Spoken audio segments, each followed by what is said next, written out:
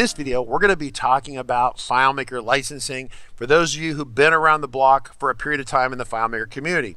I received a really great email from someone, and the question essentially, if I zoom in and you can read this a little bit, was effectively that kind of this idea that I've been using FileMaker for a long time, I've been building solutions for a long time, been supporting the platform for a long time, and the challenge is that I don't understand the whole perpetual annual thing. I don't understand the shared hosting thing. I don't understand, a bunch of things that are going on. And so what this person had done is taken four different separate unrelated items and put them all together into one kind of sinister package and conversation. The optics of it aren't great, but that don't seem to matter too much. So understand a couple important things. One, if you want to play with cloud services and use cloud services like Amazon, which is really kind of, I love Amazon, right? They're not Google, they're not Microsoft, they're not really Apple, they're their own organization. And they have their own issues, but really I have less issues with them than most people. I've actually emailed them before. Their engineering troops, people actually replied back to me as a developer. Moving along. So the idea is that one, annual is kind of the thing that is here. If you have a perpetual license, what people tend to do with perpetual license, they buy the license, they forget to buy the maintenance because they're busy, and then they don't get their updates. And so what happens is with a lot of people is that they get perpetual and they quit upgrading their FileMaker. And so the problem is this nice lady, Jane, saying that she has a customer that's on FileMaker 14 or 15 or 16. They have perpetual, and now they really need to upgrade because they've been putting it off, right? Well, that's what happens with people with perpetual. They tend not to upgrade. They don't put the money in to keep the maintenance up to date, and so they end up stranding themselves. It's like if you're like the penguins on the iceberg and it breaks away from the North Arctic or wherever it's at, and it starts floating down through the Atlantic Ocean, and the penguins are on it, and slowly but surely it's melting around you, and then you're going to be screwed when it's all gone, because the farther you get away from the North Pole, you're not going to get updates, you're not going to get bug fixes, you're not going to get security fixes, it won't work on the latest operating system. So you being stuck on that FileMaker 15 or 16 iceberg, there's issues with that. And so another thing that FileMaker at the time decided to do, they were having a lot of problems. I got this sense there was a lot of legal problems with this. I've actually never got any technical details about lawsuits that Claris has been involved with, but it was a couple of factors that came together, one of which is that people were providing shared hosting. At one point, we even did that a little bit. And shared hostings where one company buys a FileMaker server and then they rent slices out, and you can get those slices for much cheaper. The problem is that one person doing one slice, who's a really technically sharp individual, can hack their way out of their slice and get into other people's slices. It is possible, it is doable, depending upon their technical competency and the technical competency of the company setting up the shared server. And so Claris said, well, we don't like the liability of this. Everything's going to a cloud model where people should have their own server anyway. And so and basically Claris quit selling FileMaker server. They don't sell server anymore. They just sell seats. So if you have 5 people on your team, you buy 5 seats, you get server that comes with it, right? So the idea of I bought server, I want 1 server and 2 copies of Pro and 3 copies of Go and a WebDirect, and and this is your, at a restaurant, this is what you're asking for. Anymore, it's like a buffet. You have 5 people, they go in, they eat whatever they want. Claris doesn't care because you paid for 5 people. They don't care what those 5 people eat, right? So it's really important conversation on that end of things. The challenge for this person was, what do we tell the customer? What's the cheapest way for the customer to get into a server? Well, the customer needs to either decide they're going to ride that iceberg into the ground, right? I had a guy legitimately who was on a FileMaker 4 or 5 iceberg the other day. He kept having really old laptops. He kept it running until one day it just is gone. The laptop is not, it just is smoke, it won't boot, and he can't get anyone to work on it because no one has a technology to fix computers from 25 years ago. And so he comes to me and goes, hey, we need to convert this file. And we're like, Everyone who knows how to, I mean, literally there are a bunch of engineers who know how to convert that file who are dead. And the young guys at the time, who are me, are now pushing 50, right? There's 2 people at RCC who can help you migrate from FileMaker 4, and we're not cheap.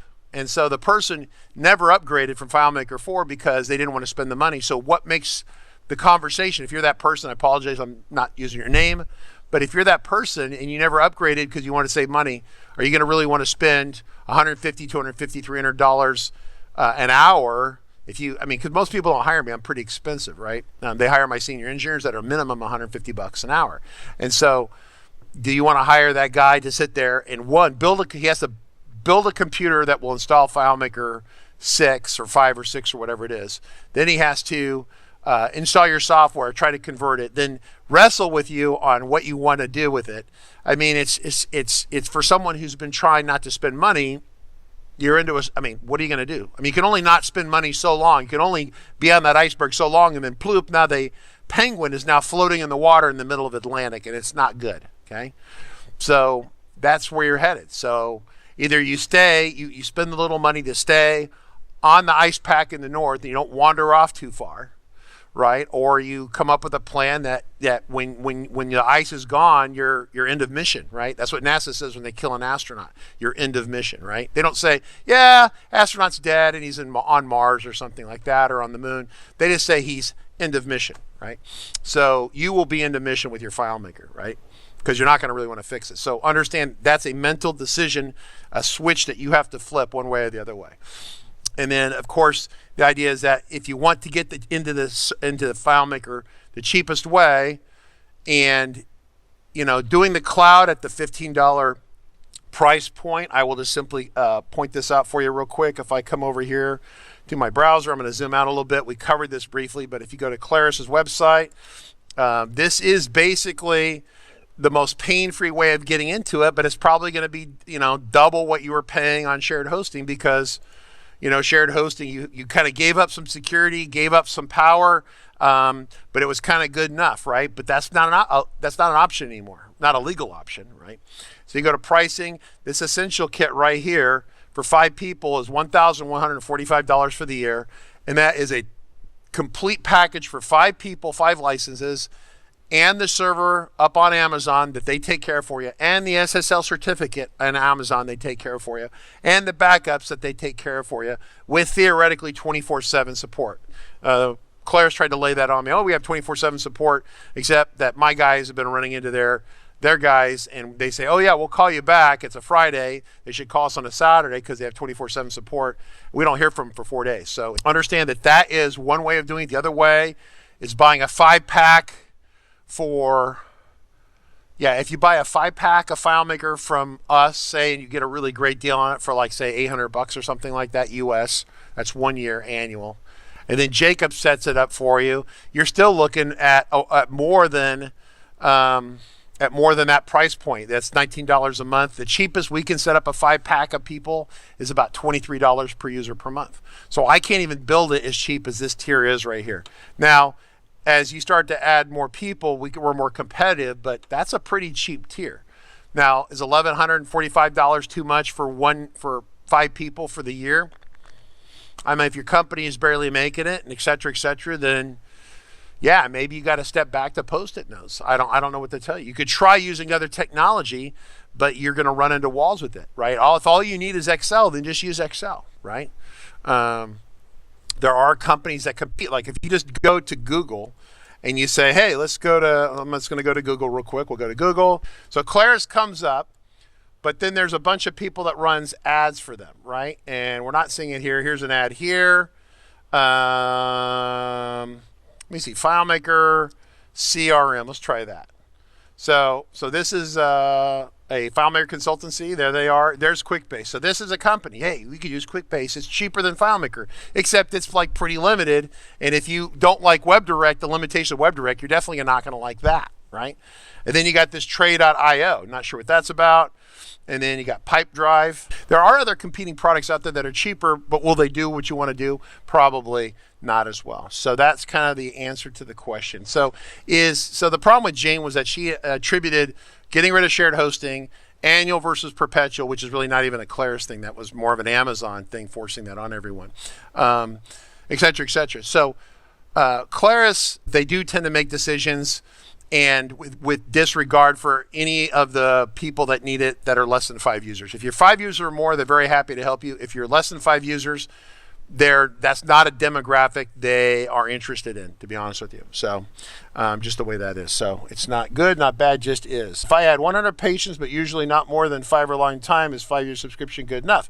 So the question is about, so normally if you have 100 employees, he says patients, but they're really, I mean, are you going to have patients logged on? I mean, okay, whatever. Let's just go with it.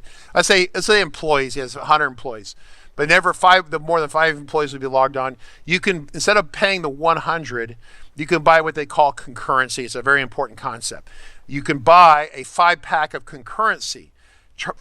So when you buy a 5-pack, normally like the $800, $900, the $1,145 5-pack, right? You saw that? That's for 5 people. Those are named people, right? Fred, Dick, Smith, Sally, Jane. That's how that works. You actually set them up in the system. You give them names and their emails. They're all set up. Those are 5 named people. If you want 5 concurrency, that's kind of a different conversation. They actually charge about 3 times as much for that, right? And so if you do 3 times as much, so say, basically works out to be about this equivalent for like a 15 or 20 pack, right? But if you have 100 people going down to 5, then then concurrency is a much better deal for you, right? Because you're only basically, but if you have 10 people trying to stuff into 5 people, you're going to pay the equivalent price of about 15. You're better off just buying the 10, right? Makes sense? So that's, Claris knows that people will try to weasel with concurrency, so they kind of price it appropriately. So if the people that are downsizing the concurrency is like a 4-to-1 ratio, then you're money ahead. If it's 100 to 5, that's 1 to 20. That's a great example of using concurrency. And then once again, if you have more questions on this, reach out to Jacob Taylor at support at RC Consulting. Some of you are talking about Jacob Taylor, etc. John says, would it be possible for 5 independent people to somehow form a group? Not unless they're legally, they have to form some sort of company or association or organization. Technically you could, but for the pain and the agony that would be a filing for an LLC or something like that, it's just, once again, Claris is not, and once again, this is, it's pretty obvious by the way, if you look at what they're doing. They don't really have a lot of interest in the less than 5. Any other questions on the licensing? So it's quite a few things. We have a dedicated licensing guy that can help you with this. His name's Ryan Correa. He's quite good. A lot of you bought licenses from him. He will get you the best deal you can get. He won't steal it for you, though. Cool. So that was kind of my notes here about people. Yeah, Jane says, this is all crazy, but, this is like, crazy, but, and I get it. Yeah, I totally get the fact that it doesn't resonate well with people. It just doesn't. So the question that, okay, I have one question here, and I kind of slid around it. Can you have concurrencies on FileMaker Cloud? I don't think the cloud, okay, so once again, so if you want to buy, okay, one last thing. Cloud is a really overused word term, kind of like server, the word server. So I'm going to just be very clear about this for everyone. So when I say cloud, it's important to understand the context. Cloud is this loose term for magical fairy dust into space. Amazon runs data centers. Amazon pretty much is, I would say, they have like 60% of all the cloud business. So Amazon, for the most part, is a definitive force in the cloud. Okay. There is a service called FileMaker Cloud for AWS. That is the Cloud One product. It's you can't buy it new, but if you already have it, it'll work for the next 18 months or so, and then somehow it will shut down or something. You need to migrate to Cloud version 2. Cloud version 2 is the pricing that I did show over here for wherever that went, the Cloud CRM, Claris pricing. This is, when you go to Claris right now, you cannot buy Cloud 1 anywhere. This is all Cloud 2. Once again, as a reminder, there is a tier in here in the middle. If you're an existing FileMaker customer and you want to migrate to that, it's about $25 per user per month.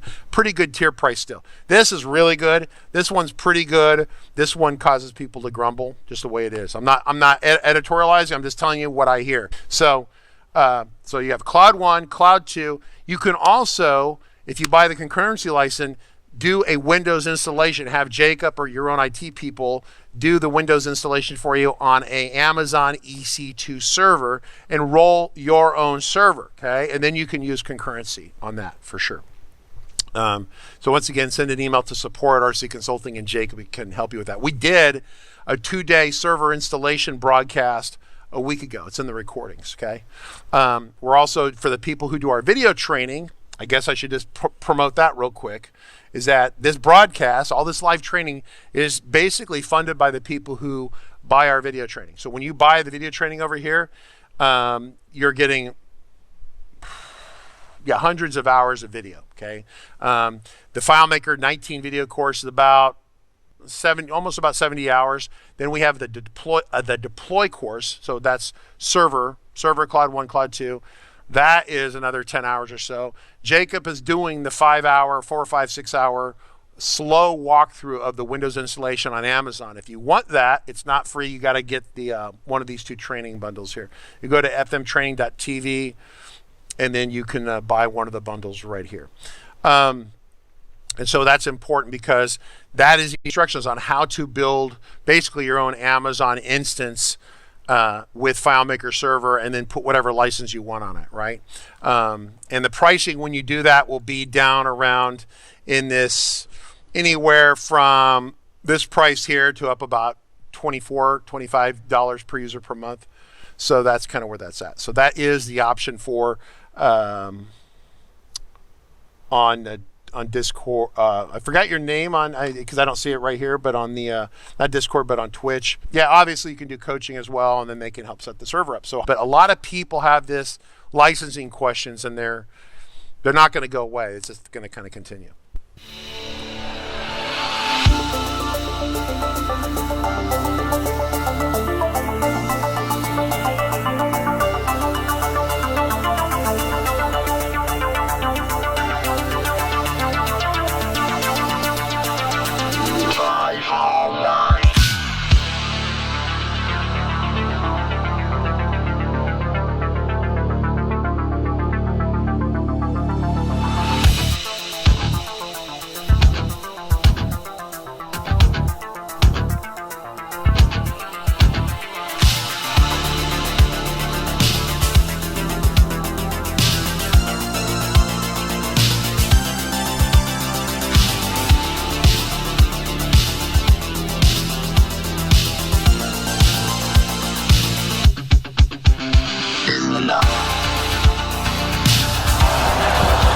Just stepped up the whole way. Calm, cool, collected the quarterback.